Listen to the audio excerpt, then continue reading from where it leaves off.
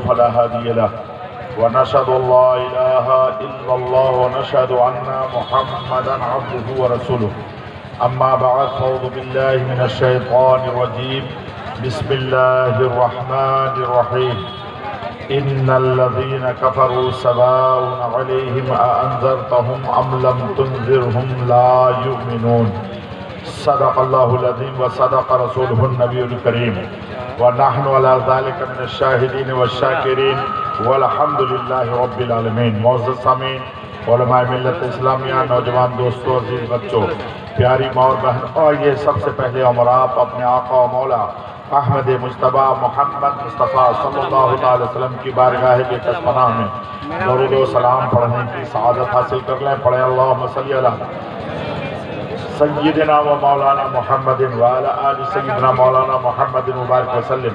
صلاۃ و سلام علیک یا رسول اللہ، صلاۃ و سلام علیک یا حبیب اللہ، وعلی آلک و اصحابک یا خیر خلق اللہ۔ معزز سامعین، آج ہم اور آپ جس بارگاہ میں خراج عقیدت پیش کرنے کے لیے حاضر آئے ہیں، ان کو ہم اور آپ تو نہیں دیکھ رہے ہیں، لیکن میری عقیدت بولتی ہے کہ وہ ہم لوگوں کو ضرور دیکھ رہے ہیں، وہ ہم لوگوں کو ضرور دیکھ رہے ہیں۔ اعلیٰ حضرت امام احمد رضا فاضلی بریلوی رضی اللہ تعالیٰ عنہ کسی عالم کا نام نہیں ہے بلکہ علم کا نام۔ امام احمد رضا فاضلی بریلوی عشق رسالت کا نام ہے۔ اعلیٰ حضرت فاضلی بریلوی علیہ رحمہ و رضوان زہد و تقوی کا نام ہے۔ اور علماء فرماتے ہیں کہ اگر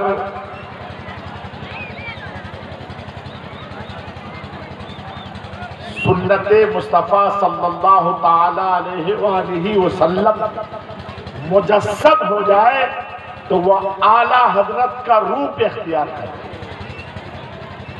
غرض کے جن کی بارگاہ میں ہم اور آپ آج خراج عقیدت پیش کرنے کے لیے حاضر آئے ہیں، ان کے علم کا بھی جواب نہیں، ان کے زہد و تقوی کا بھی جواب نہیں، بلکہ یوں کہیے کہ اس عاشق مصطفیٰ کا جواب نہیں۔ علم کا یہ عالم ہے کہ علماء فرماتے ہیں کہ اعلیٰ حضرت 105 علوم و فنون پر، اور بعض لوگوں نے کہا کہ 120 علوم فنون پر مہارت رکھتے تھے، اور آپ نے 55 علوم و فنون پر کتابیں لکھی۔ آج اگر کوئی ایک خط لکھتا ہے نا تو 25 غلطی ہوتی، لیکن اعلیٰ حضرت نے جو کتابیں لکھی ہیں تو 1200 کتابیں لکھی آپ نے، اور 1200 میں ایک کتاب کا نام ہے فتویٰ رضویہ، اور وہ ایک کتاب 30 جلدوں میں ہے، ایک جلد 1000 صفحات پر ہے۔ گویا کہ ایک کتاب آپ کی 30,000 صفحات کی۔ اس طریقے سے اعلیٰ حضرت نے 1200 کتابیں لکھی، اور آپ کے جو مد مقابل علماء سو تھے، انہوں نے آپ کی کتابوں کو ایسے نہیں دیکھا ہوگا محبت سے، بلکہ اعتراض کی نیت سے پڑھا، دیکھا اور پڑھ رہا ہے، لیکن آج تک شریعت کے اعتبار سے کوئی غلطی نہیں نکل سکا، شریعت کے اعتبار سے کوئی غلطی نہیں نکل سکا۔ اور میں آپ کو بتاؤں کہ لوگوں نے جو قرآن کا ترجمہ کیا ہے، اس ترجمے کو پڑھ کر بہت سے لوگ گمراہ ہو گئے، اور یہود و نصارہ نے قرآن پر اسی ترجمے کی بنیاد پر اعتراض کر دیا۔ میں نے جس آیت مقدسہ کو تلاوت کر کے اپنے آپ کو مشرف کیا ہے، اللہ تبارک و تعالیٰ قرآن عظیم الشان میں فرماتا ہے ان الذین کفروا سواء علیہم انذرتہم ام لم تنذرہم لا یؤمنون۔ بے شک جن لوگوں نے کفر کیا، اے رسول آپ اسے ڈرائیں نہ ڈرائیں برابر ہے، وہ مومن نہیں ہو سکتا۔ یہی ترجمہ تمام اردو کے جو بھی ترجمہ لکھا ہے اسے نے یہی ترجمہ لکھا ہے۔ تو اس ترجمے کو پڑھنے کے بعد یہودیوں نے اعتراض کیا، نصارہ نے اعتراض کیا کہ مسلمانوں، یہ تمہارا خدا کہتا ہے قرآن میں کہ بے شک جن لوگوں نے کفر کیا، اور ان الذین کفروا کا خبر ہے لا یؤمنون، بے شک جن لوگوں نے کفر کیا وہ مومن نہیں ہو سکتے، اے رسول آپ اسے ڈرائیں نہ ڈرائیں برابر ہے۔ تو یہودیوں کا سب سے دو بڑا اعتراض اس آیت مقدسہ پر ترجمے کے اعتبار سے کر دیا ہے۔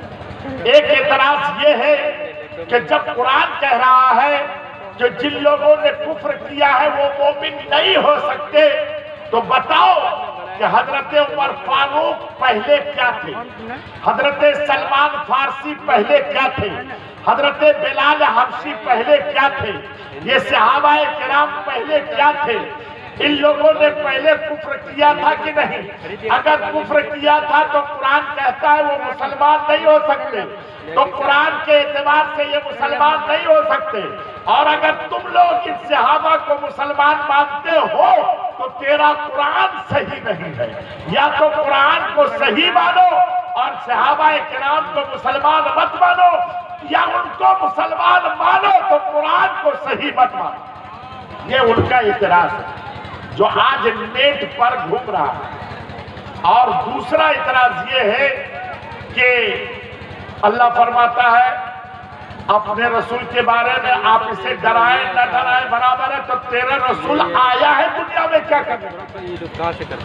اللہ تو کہہ رہا ہے کہ ڈرائیں نہ ڈرائیں برابر ہے، تو تیرا رسول آیا کیا کرنے کے لیے؟ یہ دو اعتراض ایسے ہیں کہ علماء سو نے آج تک اس کا جواب نہیں دیا۔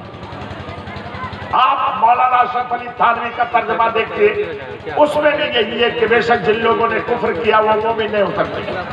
ابو العلا مودودی کا ترجمہ یہی ہے، اور محمود حسن دیوبندی کا بھی ترجمہ یہی ہے، شوکت علی فہمی کا بھی ترجمہ یہی ہے، اور ابو العلا مودودی کا بھی ترجمہ یہی ہے۔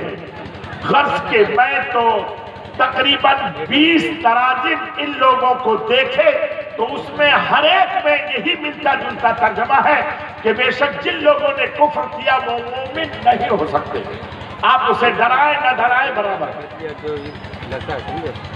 اور جب میں یہ اعتراض 4-5 سال سے نیٹ پر چھایا ہوا، 2 سال پہلے جب ابو ظہبی گیا تھا میں، تو وہاں بھی یہ اعتراض میرے سامنے میں آیا، اور میں نے اس شخص سے کہا کہ آپ ترجمہ قرآن لے کر آئیے۔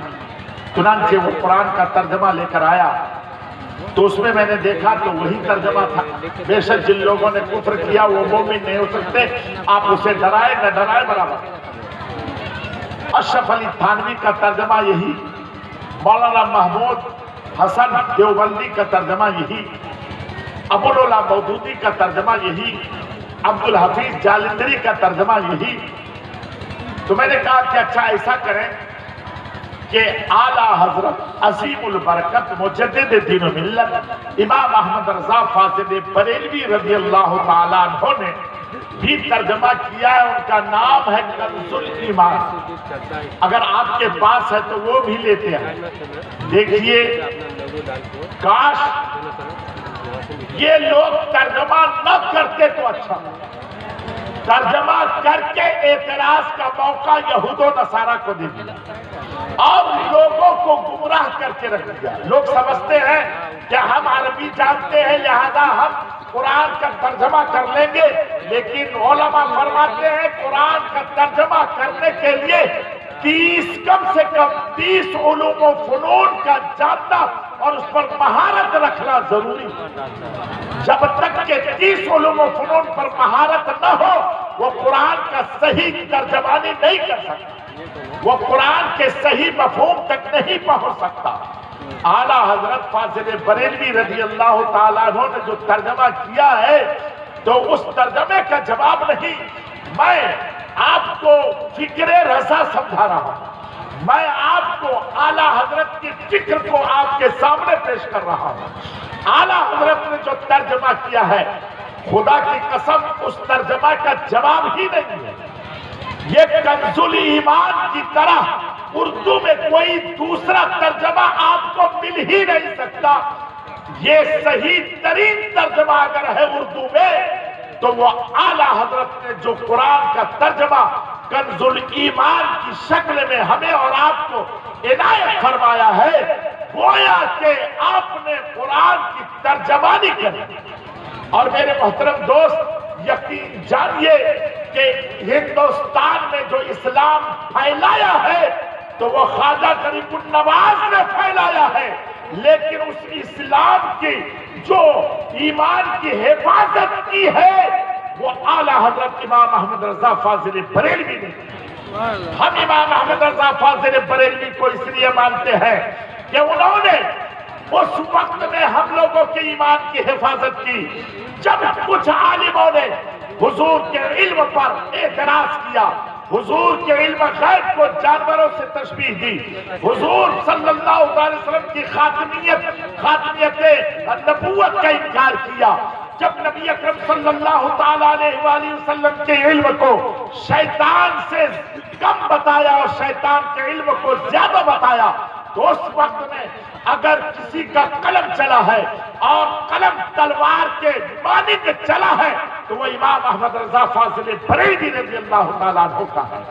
اور آپ نے نکھار کر یہ لوگوں کے سامنے میں پیش کر دیا کہ لوگوں سنو کہ اللہ تبارک و تعالیٰ نے ساری کائنات میں جو سب سے زیادہ علم عطا فرمایا ہے وہ اپنے محبوب صلی اللہ تعالیٰ علیہ وسلم کو علم عطا فرمایا ہے۔ نبی اکرم صلی اللہ تعالیٰ علیہ وسلم کو اللہ نے غیب بھی عطا فرمایا ہے۔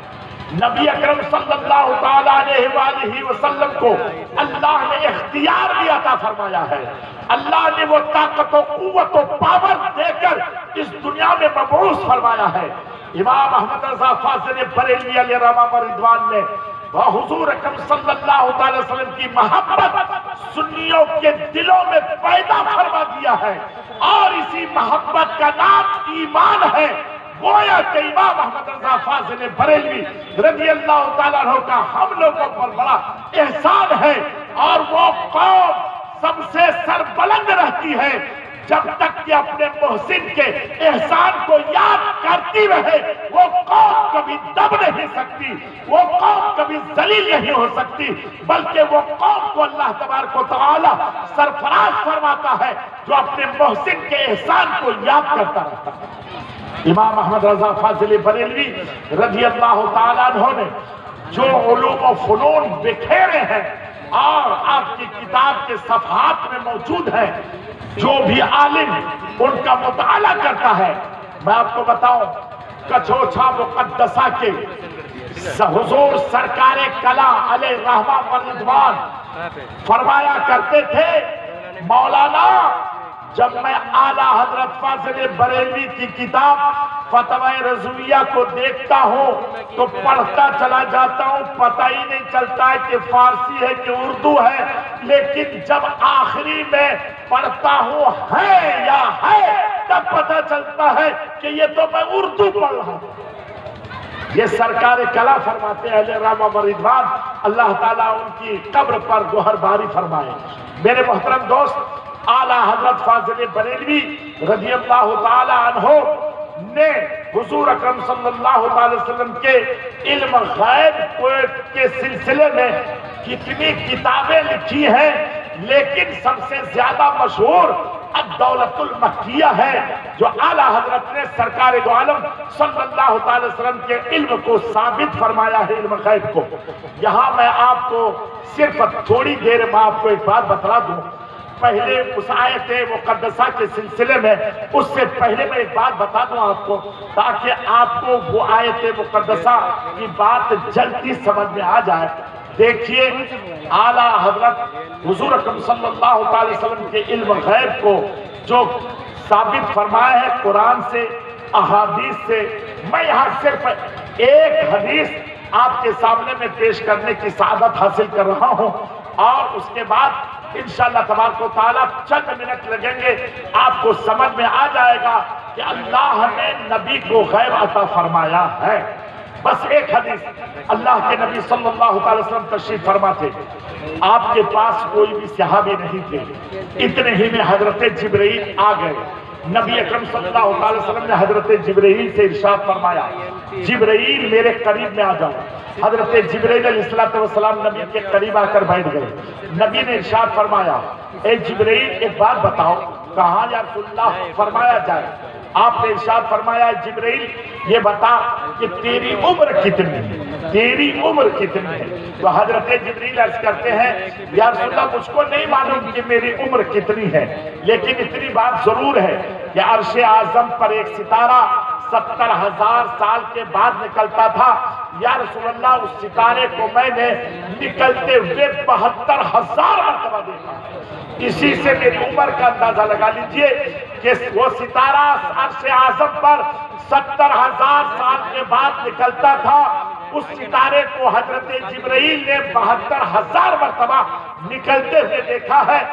تو سرکار دو عالم صلی اللہ علیہ وسلم نے ارشاد فرمایا، اے جبرائیل وہ ستارہ کون تھا تم کو معلوم ہے؟ حضرت جبرائیل نے عرض کیا، یا رسول اللہ مجھ کو تو نہیں معلوم، لیکن کچھ دن سے وہ ستارہ نکل نہیں رہا ہے۔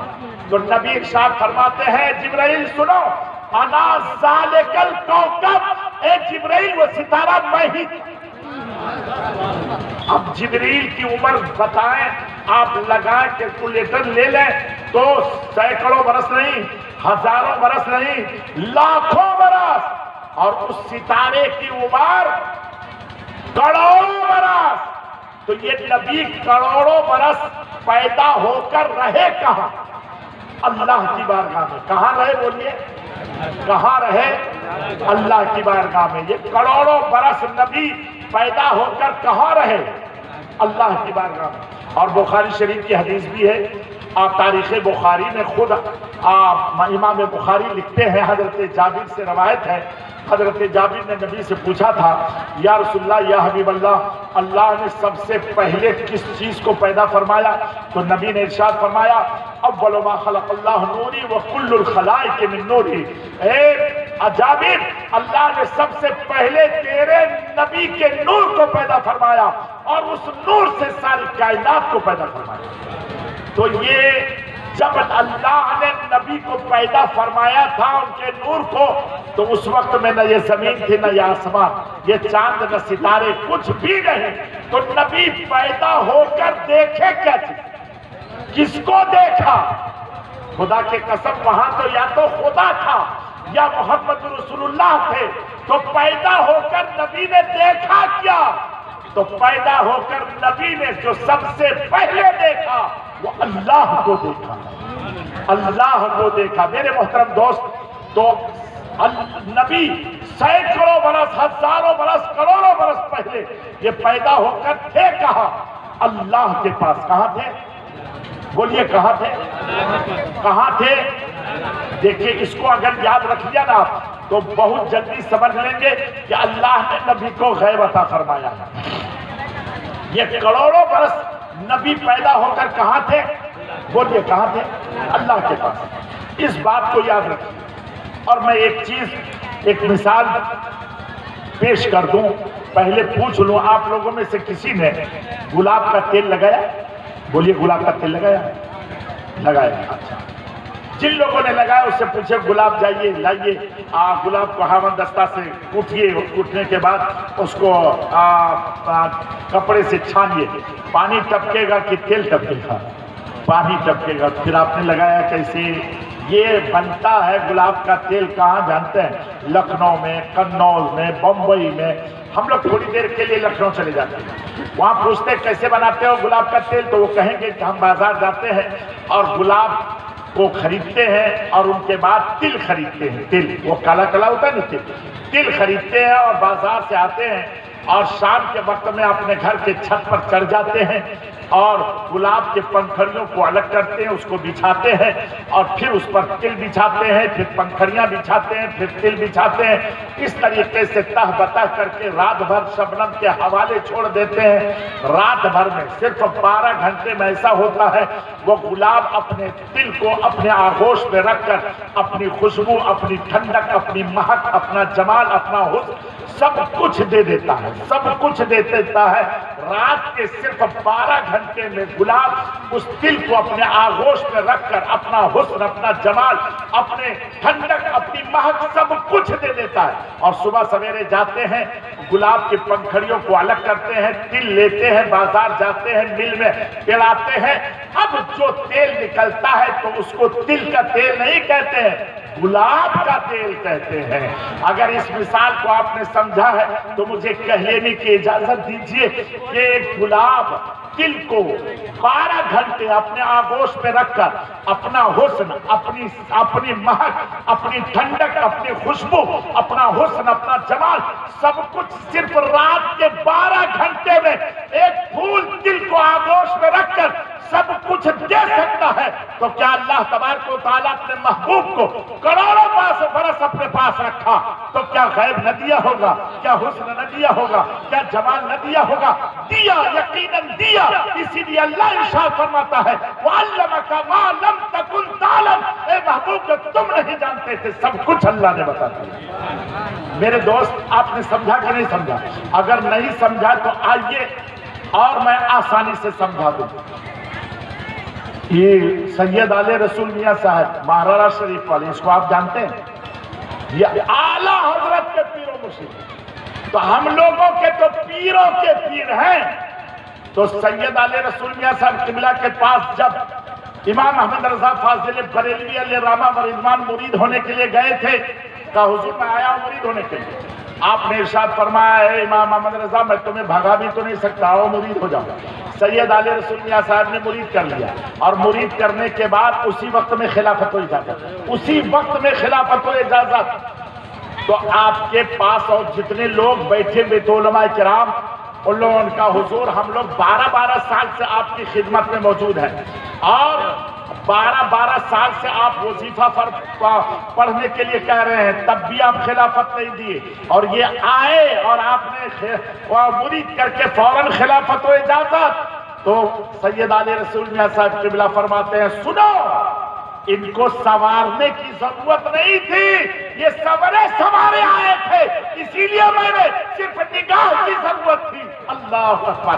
امام احمد رضا فاضل بریلوی علیہ رحمہ و رضوان کے بارے میں سید آل رسول میاں صاحب کیا فرماتے ہیں کہ انگلی پکڑ کے آپ لے کر جا رہے ہیں، اب سید آل رسول میاں صاحب ہے اور امام احمد رضا فاضل بریلوی ہے، اور راستے میں سید آل رسول میاں صاحب قبلہ فرماتے ہیں اے امام احمد رضا، آج سے پہلے اگر میری موت ہو گئی رہتی اور کل قیامت کے دن اللہ پوچھتا اے سید آل رسول تو بخشش کا سامان دنیا سے کیا لے کر آئے ہو، تو میرے پاس کچھ نہیں تھا، لیکن اے امام احمد رضا آج جب تم مرید ہو گئے ہو تو میرا سر آسمان سے زیادہ بلند ہو گیا ہے، کل قیامت کے دن اگر اللہ پوچھے گا اے سید آل رسول تو دنیا سے بخشش کا سامان کیا لے کر آیا ہے، تو میں کہہ دوں گا کہ امام احمد رضا کو لے کر آیا ہے۔ جس پیر کو اپنے مرید پر اتنا ناز ہو وہ پیر، وہ مرید کتنا عظیم ہوگا۔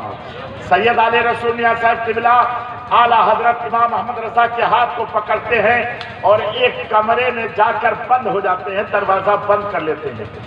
2 گھنٹے رہے اس کمرے میں سید آل رسول میاں صاحب قبلہ اور امام احمد رضا۔ اللہ جانے پیر نے مرید کو کیا دیا، مرید نے پیر سے کیا لیا، ہم تو صرف اتنا جانتے ہیں کہ ایک عالم 12 سال تک اپنے طالب علم کو پڑھاتا ہے تو پھر کہیں فضیلت کی سند دیتا ہے، لیکن ایک پیر اپنے کسی کو نوازنا چاہے تو وہاں 12 سال کی ضرورت نہیں ہے، 12 گھنٹے کی بھی ضرورت نہیں ہے، بلکہ نگاہوں سے نگاہیں ملاتا ہے اور چور کو قطب بنا دیتا ہے، چور کو قطب بنا دیتا ہے۔ تو आला हजरत को 2 घंटे सैयद आले रसूल ने असद किबला कमरे में बंद रखे। पीर ने मुरीद को क्या दिया, मुरीद ने पीर से क्या लिया, अल्लाह जाने। लेकिन उलमा फरमाते हैं जब 2 घंटे के बाद दरवाजा खुला तो वहां जितने लोग बैठे हुए थे उनमें से कोई नहीं पहचान सके कि इनमें से कौन सैयद आले रसूल है और कौन इमाम अहमद रज़ा। कोई नहीं पहचान सके। क्या मतलब? सिर्फ 2 घंटे में एक पीर अपने मुरीद को अपने पास रखकर अपना हुस्न दे दे, अपना जमाल दे दे, अपना इल्म दे दे, अपना सब कुछ दे सकता है, अपने रंग में रंग सकता है। सिर्फ 2 घंटे में एक पीर अपने मुरीद को अपने पास रखकर अपना सब कुछ दे सकता है, तो क्या परवरदिगार आलम करोड़ों बरस अपने महबूब को अपने पास रखा तो क्या इल्म न दिया होगा, क्या गैब न दिया होगा, क्या हुस्न जमाल न दिया होगा? दिया, यकीनन दिया। इसीलिए अल्लाह इरशाद फरमाता है वअल्लमका मा लम तकुन तालम, ए महबूब जो तुम नहीं जानते थे सब कुछ मैंने बता दिया। नबी के इल्म गैब का की तो बहुत बड़ी बात, लेकिन खुदा के कसम नबी के सदक़े में नबी ने जिनकी तरफ निगाह इल्तिफात फरमा दी है वो भी उन पर भी गैब मुनकशिफ हो गया, उन पर भी गैब मुनकशिफ। हजरत अली रज़ी अल्लाह तआला की रिवायत मौजूद है।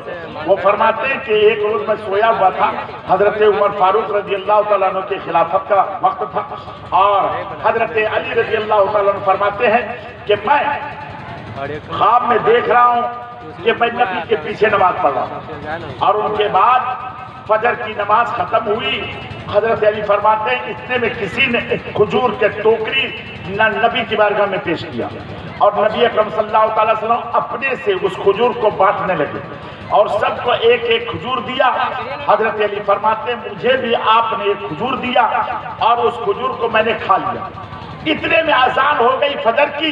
हजरत अली फरमाते हैं मेरी आंख खुल गई तो खजूर की मिठास मेरे मुंह में बाकी थी। हजरत अली फरमाते हैं कि फिर मैं वजू किया और सुन्नत पढ़ी। हजरत अली फरमाते हैं कि मैंने वजू किया तो और सुन्नत पढ़ी, फजर की सुन्नत। कहाँ पढ़ना है? घर में ही पढ़ना है, क्योंकि नबी ने फरमाया है कि अपने घर को वीरान मत करो। क्या मतलब कि नमाज अपने, और नबी ने दूसरी जगह फरमाया है अपने घर को कब्रिस्तान मत बनाओ। क्या मतलब? जैसे कब्रिस्तान में नमाज नहीं पढ़ी जाती है ऐसे ही अपने घर को मत बनाओ। मतलब यह है कि तुम सुन्नत और नफल अपने घर में पढ़ और फर्ज अदा करनी है तो मस्जिद चले, मस्जिद में अदा कर ताकि लोग तुम्हें बेनमाजी न कहें ना, बेनमाज। और फायदा एक और भी है, अगर आप सुन्नत और नफल घर में पढ़ेंगे तो आपके बच्चे देखेंगे, बच्ची देखेगी, आपकी बीवी देखेगी, इंशाल्लाह एक रोज वो भी नमाजी बन जाएगी, एक रोज वो भी नमाजी बन जाएगी। और मेरे दोस्त, और तीसरा फायदा ये है कि जब आप सुन्नत नफल वगैरह घर में पढ़ेंगे, फर्ज नमाज मस्जिद में पढ़ेंगे तो ज्यादा देर आप मस्जिद में नहीं रहेंगे और जब ज्यादा देर नहीं रहेंगे तो दुनिया की बात मस्जिद में नहीं करेंगे, क्योंकि नबी ने इरशाद फरमाया है दुनिया की बात करना जब मस्जिद में जायज नहीं है। नबी ने फरमाया है हराम है दुनिया की बात करना। अल्लाह अकबर। कुछ लोगों ने जब ये सुना तो उन लोगों ने कहा अच्छा नबी ने फरमाया है कि दुनिया की बात मस्जिद में न करो। उन लोगों ने सोचा कि चलो हम तबलीग लेकर चलते हैं और दुनिया की बात मस्जिद ही में करेंगे। उलमा ने फरमाया कि मस्जिद में किरासन तेल, मिट्टी तेल जलाना जायज नहीं है। अच्छा, तुम लोग कहते हो कि मिट्टी तेल मस्जिद में जलाना जायज नहीं है। हम लोग मस्जिद ही में स्टोव जलाएंगे। क्या कीजिएगा, क्या कीजिएगा?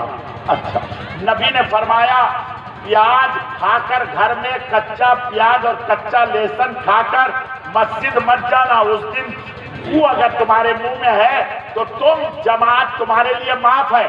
तुम जमात में शरीक मत होना, अपने घर में नमाज पढ़ लेना। लेकिन याद रखिएगा क्या कहा कि मस्जिद में प्याज खाकर घर से मत जाना। تو ان لوگوں نے دیکھا کہ نبی نے فرمایا ہے کہ کچا پیاز کھا کر مسجد میں مت جانا، چلو ہم مسجد ہی میں پیاز چھیلیں گے، ہم مسجد ہی میں پیاز کاٹیں گے۔ آپ کیا کر لیجیے گا؟ آپ کیا کر لیجیے گا؟ اللہ اکبر! یقین جانیے بات آ گئی تو میں کہہ دیتا ہوں، جو نبی کی ہر اعتبار سے مخالفت کرے، ہر اعتبار سے مخالفت کرے اور نبی کی گستاخی کرے، آپ اس کو سمدھی بنا لیتے ہیں، آپ اس کو داماد بنا لیتے ہیں، آپ اس کو اپنے گھر میں اپنے دسترخوان پر بٹھا کر کھلاتے ہیں۔ یہ ایمان ہے۔ خدا کی قسم اعلیٰ حضرت فرماتے ہیں سچا عاشق نبی وہ ہے جو گستاخ نبی کو سلام تک نہیں کرتا ہے، گستاخ نبی سے کسی قسم کا کوئی تعلق نہیں رکھتا ہے، وہی سچا مسلمان، وہی سچا مومن۔ آپ سمدھی بنانے کی بات کرتے ہیں، آپ جو ہے داماد بنانے کی بات کرتے ہیں، اور کیا کہتے ہیں لوگ؟ ملتا نہیں ہے، لا حول ولا قوت الا باللہ۔ کیا بات کرتے ہیں؟ ملتا نہیں ہے۔ اگر نہیں ملتا ہے تو کیا آپ کافر سے اپنی بیٹی کو بیاہ دیجیے گا؟ کیا کافر کو دے دیجیے گا آپ؟ ہرگز یہ جائز نہیں ہے۔ علماء فرماتے ہیں اپنے فتوے کی کتاب میں، کسی بھی فتوے کی سنیوں کی کتاب دیکھ لیجئے، اس میں ہے اگر کوئی شخص، کوئی سنی اپنی بیٹی کو کسی وہابڑے کو، کسی دیوبندی کو، کسی جماعت اسلامی کو، کسی تبلیغی کو دیتا ہے تو گویا وہ زنا کرنے کے لیے دیتا ہے، شادی نہیں ہوتی، زنا کرنے کے لیے دیتا ہے۔ فتوے کی کتاب میں دیکھ لیجئے آپ۔ میرے دوست اب آپ اندازہ لگائیے کیسے گستاخ نبی کو آپ اپنا سمدھی بناتے ہیں، اپنا داماد بناتے ہیں۔ اور بعض لوگ کیا کرتے ہیں، اس کو بیٹی ہم لاتے ہیں۔ ارے بیٹی لاتے ہو تو تمہارا جو پوتا ہوگا یا تمہارا جو بیٹا ہوگا یا تمہاری جو بیٹی ہوگی وہ نانا کے گھر جائے گی کہ نہیں جائے گی؟ وہ بے نواسا آپ کا نانا کے گھر جائے گا کہ نہیں جائے گا؟ آپ جاؤ گے کہ نہیں جاؤ؟ اس کا ذبیحہ کھاؤ گے کہ نہیں کھاؤ گے؟ یہ سب بھی تو حرام ہے، ان سے میل جول بھی حرام ہے، ان کے جنازے میں شریک ہونا بھی حرام ہے۔ اعلیٰ حضرت فاضل بریلوی رضی اللہ تعالیٰ عنہ نے جو پیغام دیا ہے، اگر آپ اس کے چاہنے والے ہیں، اس کے ماننے والے ہیں، تو آپ ان لوگوں سے ایسے ہی نفرت کریں جیسے گستاخ نبی سے صحابہ کرام نفرت کیا کرتے تھے، تابعین نفرت کیا کرتے تھے، علماء مجتہدین نفرت کیا کرتے تھے، اعلیٰ حضرت فاضل بریلوی نفرت کیا کرتے تھے، خواجہ غریب النواز نفرت کیا کرتے تھے، مخدوم سمنہ نفرت کیا کرتے تھے۔ ایسے ہی آپ بھی گستاخ نبی سے ایسے ہی آپ نفرت کریں تو انشاءاللہ تعالی اللہ آپ کو اپنا محبوب بندہ بنا۔ میرے محترم دوست، میں عرض کر رہا تھا نبی کے علم کی تو بہت بڑی بات ہے۔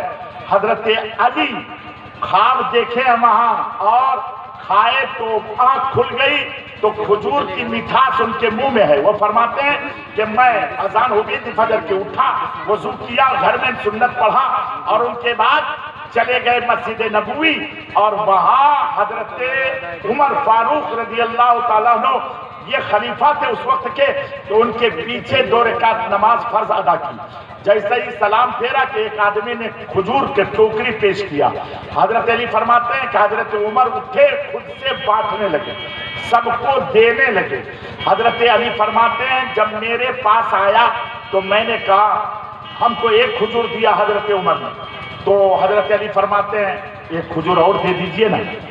ایسا ہوتا ہے نا، اگر کوئی میلاد شریف کرے کہیں اور آپ کو دے دے اور کسی کو بانٹنے کے لیے، آپ کا دوست جب اس کو دیجیے گا تو وہ کہے گا اے دوست ایک اور دے دوں گا، ہوتا ہے، ایسا ہوتا ہے کہ نہیں ہوتا؟ ہوتا ہے نا۔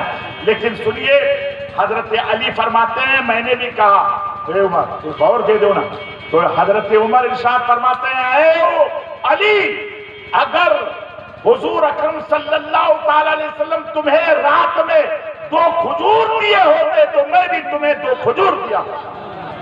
خواب دیکھ رہے حضرت علی اور حضرت عمر فاروق مسجد نبوی میں بتا رہے ہیں، اسی کا نام ہے علم غیب، اسی کا نام ہے علم غیب۔ اور میرے محترم دوست، علم غیب مصطفیٰ صلی اللہ تعالیٰ علیہ وآلہ وسلم تو نبی نے جس پر کرم فرما دیا ہے، اس پر بھی غیب منکشف ہو گیا۔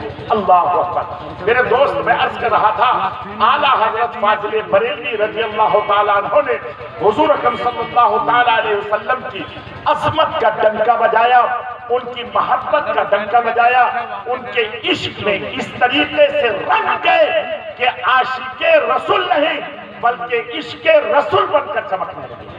اور پوری دنیا میں آج اعلیٰ حضرت کے ماننے والے پوری دنیا میں موجود ہیں۔ آپ دنیا کے کسی گوشے میں چلے جائیے، وہاں آپ اگر عرب چلے جائیے تو عربی میں تقریر، عربی میں منقبت، عربی میں نعت شریف، عربی میں قصیدہ، غرض کے سب چیز عربی میں۔ لیکن خدا کی قسم میں نے خود دیکھا ہے کہ جب سلام کی باری آتی ہے تو سب پڑھتے ہیں مصطفیٰ جان رحمت پہ لاکھوں سلام، شمع بز میں ہدایت پہ لاکھوں سلام۔ میں نے پوچھا تھا کہ آپ یہ سمجھتے ہیں؟ کہا سمجھے نہ سمجھے ہم اتنا جانتے ہیں کہ یہ عاشق رسول کا کلام ہے اور یہ مقبول بارگاہ۔ اللہ اکبر۔ امام احمد رضا فاضل بریلوی رضی اللہ تعالیٰ عنہ کے پاک کلام اتنے مقبول ہیں کہ آپ ان کے کلام کو شعرا سے سنیے گا تو ہر مرتبہ آپ کو نیا لطف پیدا ہوگا، کیونکہ وہ عاشق رسول کا کلام ہے۔ آپ کی طبیعت کبھی بھی نہیں بیزار ہوگی بلکہ آپ کو خوشی محسوس ہوگی۔ تو امام احمد رضا فاضل بریلوی رضی اللہ تعالیٰ عنہ کے علم کا اندازہ آپ صرف اس سے اندازہ لگائیں کہ جبکہ یہود و نصارہ نے قرآن پر اعتراض کیا اور اس وقت میں اعلیٰ حضرت فاضل بریلوی رضی اللہ تعالیٰ عنہ نے جب اس آیت مقدسہ کا ترجمہ کیا ہے، آپ بھی گھر میں جا کر دیکھیے گا، ان الذین کفروا سواء علیہم انذرتم ام لم تنذرہم لا یؤمنون کا ترجمہ سب نے یہ کیا تھا کہ بے شک جن لوگوں نے کفر کیا وہ مومن نہیں ہو سکتے، آپ اسے ڈرائیں نہ ڈرائیں برابر ہے۔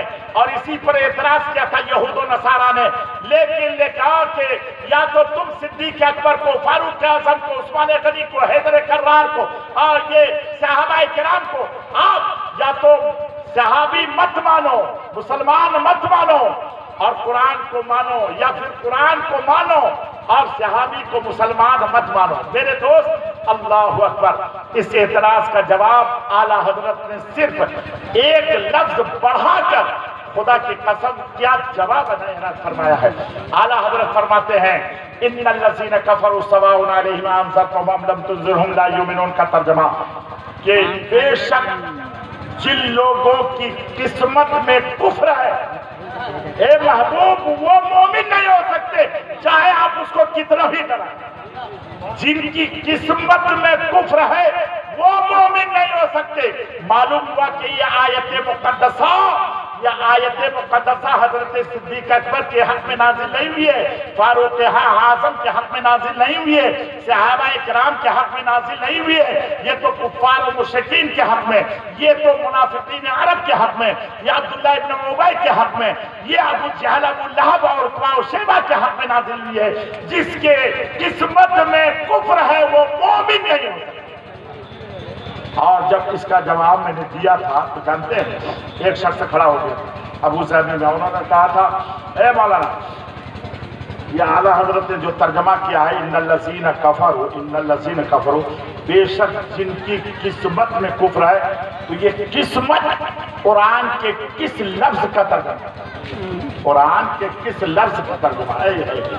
میرے دوست، میں نے کہا تھا نا کہ قرآن کا ترجمہ کرنے کے لیے کم سے کم 30 علوم و فنون پر مہارت ضرور ہے۔ تو میں نے کہا ہے سنو، ان الذین، یہ جو الذین اسم موصول ہے نا، یہ علماء جانتے ہیں یہ کبھی کبھی الف لام کے معنی میں آتا ہے اور یہاں الف لام کے معنی میں، اور الف لام 4 معنی کے لیے آتا ہے۔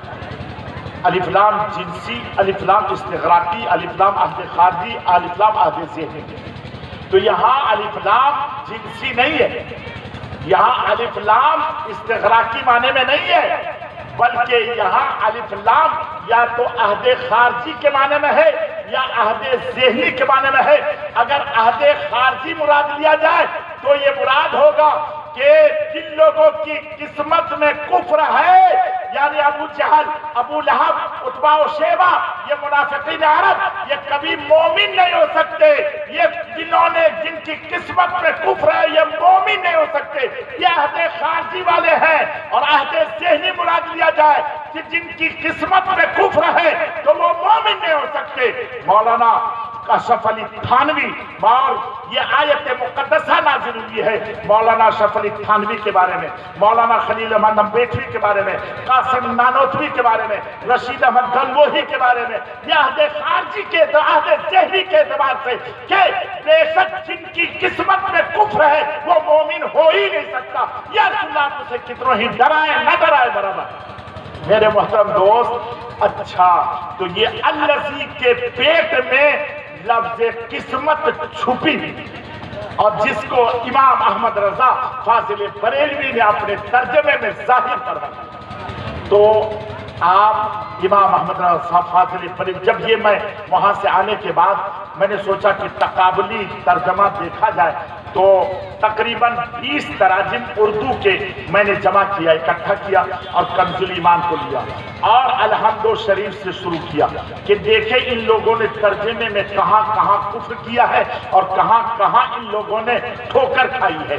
تو اب تک تقریباً 2.5 سال ہو گئے ہیں، صرف 3 رکوع میں نے تقابلی یہ کیا ہے، تو تقریباً 600 صفحات تیار ہو گئے ہیں، جس میں خدا کی قسم تقریباً 500 الفاظ ایسے ہیں، صرف 3 آیت میں 500 الفاظ ایسے ہیں ان لوگوں کے ترجمے میں جس سے کفر ثابت ہوتا ہے۔ اللہ اکبر میرے محترم، اور اگر وہ کتاب چھپ گئی نا انشاءاللہ تبارک و تعالیٰ ایک نرالی کتاب ہوگی۔ اور ابھی لاک ڈاؤن سے میں نے بڑا فائدہ اٹھایا، لاک ڈاؤن میں مدرسہ بند، دارالفتہ بند، دارالقضا بند، پڑھانا بند، لوگوں سے ملنا بند، سلام دعا بند، مصافحہ بند، سب ایسا لگا کہ جیسے بند کا خزانہ لٹ گیا۔ اور اس کے بعد یہ ہر جگہ مسجد بند، سب چیز بند، باپ رے، چلنا پھرنا بند، لوگوں سے ایسی دوری۔ تو اب کریں گھر میں کیا کریں، کیسے کیا کریں؟ تو میرا لڑکا جو بیچ والا ہے مولانا سیف رضا حافظ قاری بھی ہے، الحمدللہ انہوں نے افتاء کا کورس بھی کیا ہے، ثقافی بھی ہے، ان کی 8 کتابیں شائع ہو چکی ہیں۔ تو انہوں نے کہا کہ ابا ایسا کیجئے نا کہ یہ 36 سال جو آپ نے فتویٰ دیا ہے اس کو اکٹھا کر لیجئے اور اس میں جو دلائل کی کمی ہے اس کو پورا کر لیجئے۔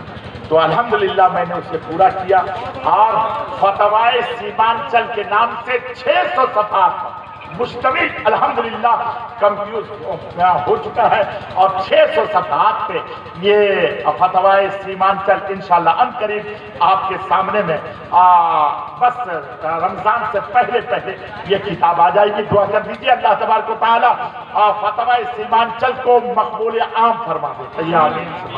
محترم دوست، میں اعلیٰ حضرت فاضل بریلوی رضی اللہ تعالیٰ عنہ کے کوئی بھی آج وہ دارالفتہ مکمل ہے ہی نہیں، چاہے اپنا ہو چاہے غیروں کا ہو، جس میں فتوائے رضویہ نہیں ہے وہ دارالفتہ مکمل ہے ہی نہیں۔ میرے دوست، اعلیٰ حضرت فاضل بریلوی رضی اللہ تعالیٰ عنہ نے ہمیں اور آپ کو عشق رسالت کا درس دیا ہے اور ہم کو اور آپ کو سمجھایا ہے کہ آپ ہر مقام پر ایمان کی حفاظت کیجیے، اور ہر اعتبار سے اعلیٰ حضرت نے ہر اعتبار سے ہماری اور آپ کی حفاظت فرمائی ہے۔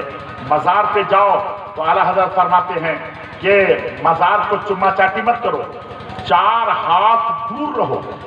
کیا فرماتے ہیں اعلیٰ حضرت؟ بولیے کتنا دور رہو؟ 4 ہاتھ دور رہو۔ تو آپ مزارات پر جائیں گے تو آپ چما چاٹی کیجیے گا۔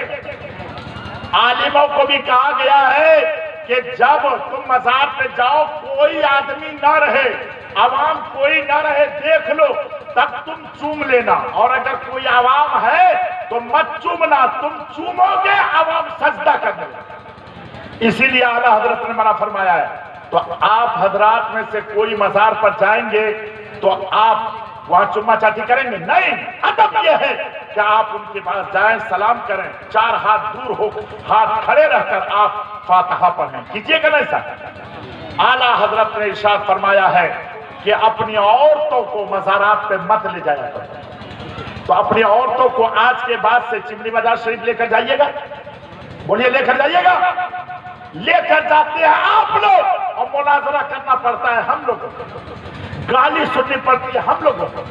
اس لیے اعلیٰ حضرت کو اگر مانتے ہیں تو اپنی عورتوں کو مزارات پر مت لے کر جائیے. اور میرے محترم دوست، اعلیٰ حضرت سے کسی نے سوال کیا تھا یہ تعزیہ داری کیا ہے، یہ تعزیہ داری کیا ہے؟ تو آپ نے ارشاد فرمایا تو مروزہ تعزیہ داری جائز نہیں. یعنی آج جو بناتے ہیں نا وہ صحیح نقشہ نہیں بناتے ہیں، یہ مروزہ تعزیہ داری جائز. اچھا